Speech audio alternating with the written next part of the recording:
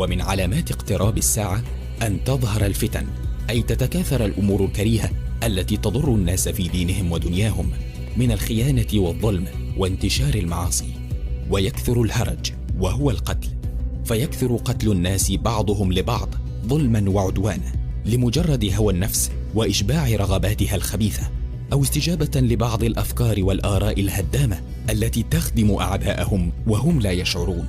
وما أكثر ذلك في أيامنا هذه، حيث يقتل أحدهم فتاة لمجرد رفضها الزواج منها، أو يقتل أحد شخصا لمجرد نزاع حول مباراة كرة قدم. وحتى يكثر المال في المسلمين فيفيض عن الحاجة، حتى يشغل صاحب المال من يقبل صدقته لغنى الناس جميعا، وحتى يعرضه فيقول المعروض عليه لا حاجة لي به.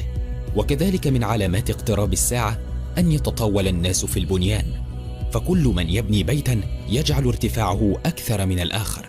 ومن العلامات أن يمر الرجل بقبر الرجل فيقول يا ليتني كنت مكانه، يريد أن يكون ميتا مكانه لكثرة الفتن ونحو ذلك، فيخشى على دينه. ومن علامات اقتراب قيام الساعة أن تطلع الشمس من مغربها، وذلك على غير العادة التي تطلع عليها كل يوم، وهو طلوعها من المشرق، وهي من العلامات الكبرى. فإذا طلعت ورآها الناس آمنوا أجمعون، فذلك حين لا ينفع نفس إيمانها، ووقت إغلاق باب التوبة، كما قال الله تعالى يوم يأتي بعض آيات ربك لا ينفع نفسا إيمانها لم تكن آمنت من قبل أو كسبت في إيمانها خيرا. الأنعام الآية 158. ثم أخبر الله أن الساعة ستقوم والناس مشغولون في أعمالهم، فتقوم وقد نشر الرجلان ثوبهما بينهما، فلا يتمكنان من إمضاء عقد البيع ولا يطويانه، بل تقوم الساعة سريعة حتى لا يستطيع إتمام الصفقة بينهما. وتقوم الساعة وقد انصرف الرجل بلبن لقحته، وهي الناقة التي تدر اللبن فلا يطعمه. وتقوم الساعة والرجل يليط حوضه أي يصلحه فلا يسقي فيه.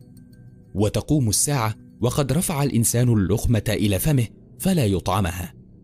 والمقصود من ذلك كله أنها تقوم فجأة والناس في حياتهم وهم في غفلة. وفي الحديث معجزات ظاهرة للنبي صلى الله عليه وسلم من إخباره بالغيب عن تلك الأمور كلها وتحقق بعض منها، والبعض الآخر منها سوف يأتي لا محالة، كما أخبرنا الصادق المصدوق صلى الله عليه وسلم.